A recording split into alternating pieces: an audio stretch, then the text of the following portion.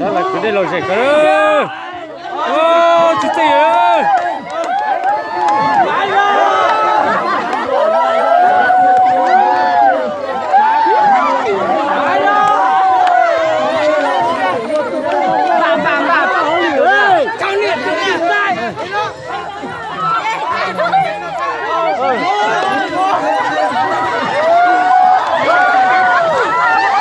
Để kia giỏi chưa?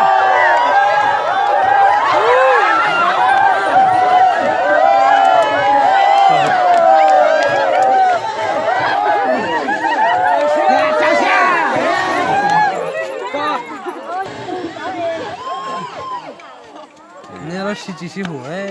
Ok, đi. Ra. Mì tán hả? Được rồi mà. Anh ta.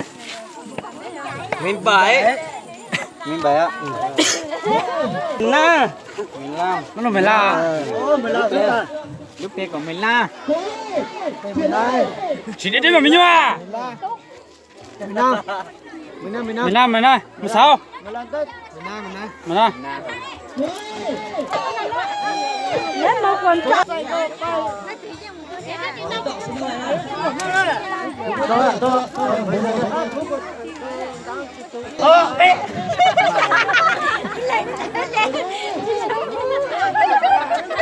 Một chiến chế. Chỉ một chế xí rồi.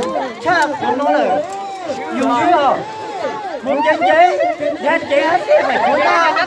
Trong đó, ao. Chết chế hết cái phải chúng ta. Một chế hết cái phải chúa. Cây thật sự. Một chế hết. Chạy ra. Chế hết.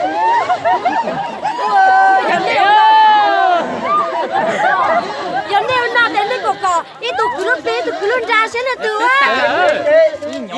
Nhỏ thế đi. Ê, nhổ cổ lên đây đi mà. Mà cho.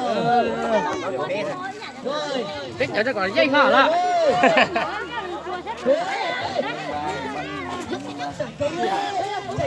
Chờ xếp kính chắc là sai xa.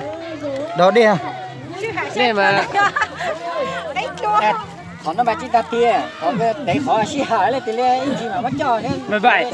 Xa. Mày bảy. Mì bảy á. Mày bảy.